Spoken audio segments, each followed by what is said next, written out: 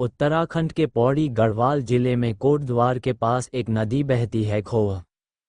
खोह के विषय में मान्यता है कि यह वही कौमुदी नदी है जिसके तट पर स्नान और तप कर चंद्रमा ने शिव को प्रसन्न किया।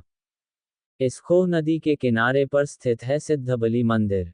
सिद्धबली के जागर आज भी पूरे गढ़वाल में गाए जाते हैं। सिद्धबली मंदिर न केवल गढ़वाल बल्कि पश्चिमी उत्तर प्रदेश के सबसे बड़े मान्यता प्राप्त मंदिरों में है।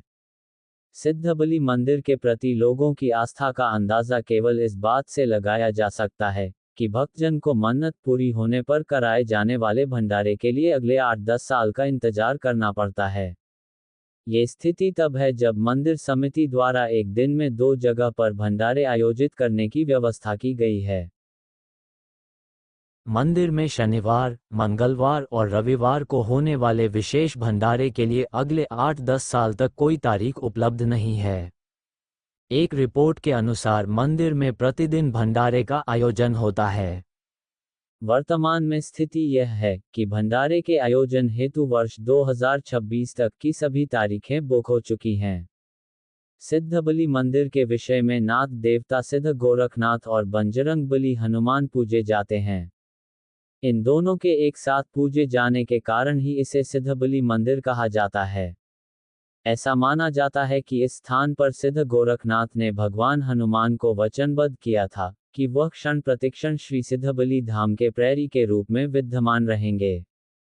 स्कंद पुराण के अध्याय 119 के 6ठे श्लोक में सिद्धबली मंदिर का वर्णन किया गया है। एक अन्य मान्यता के अनुसार सिद्धबली कत्यु वंश के राजा के पुत्र थे, जिन्हें गुरु गोरखनाथ के आशीर्वाद से सिद्धि प्राप्त हुई थी। इस कथा को उत्तर नारी नामक वेबसाइट में शीतल बहुखंडी कुछ इस प्रकार लिखती है। कत्यु वंश के राजा कुंवरपाल की 6 रानियां थी, लेकिन संतान नहीं होने पर दुखी था। अपने इष्ट गोरखनाथ से संतान प्राप्ति की मन्नत के लिए वह गोरखपीठ जा रहा था। रास्ते में उनको 2 बड़ी भैंसें लड़ती नजर आई जिसे कोई छुड़ा नहीं पा रहा था। कुंवरपाल ने एक झटके में दोनों भैंसों को अलग अलग दिशा में फेंक दिया।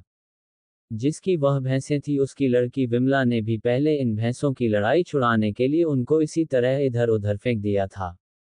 कहा जाता है कि उसी वक्त विमला के पिता ने इतने ही ताकतवर वर से उसका विवाह कराने की बात कही थी। विमला को राजा कुंवरपाल को दे दिया गया। कुछ दिनों बाद विमला ने पुत्र को जन्म दिया।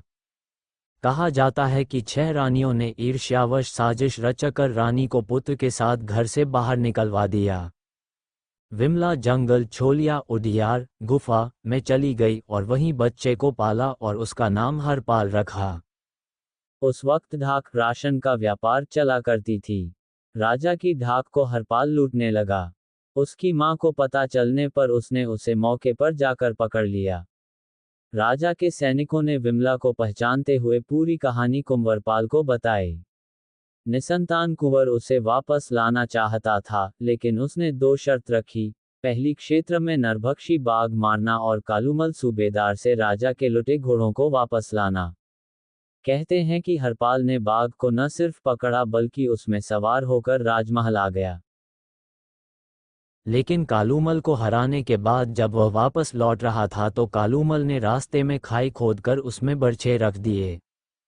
हरपाल घोड़े सहित खाई में गिर गया और बर्छा घोड़े को चीरता हुआ उसके सीने में घुस गया, जिससे हरपाल की मौत हो गई।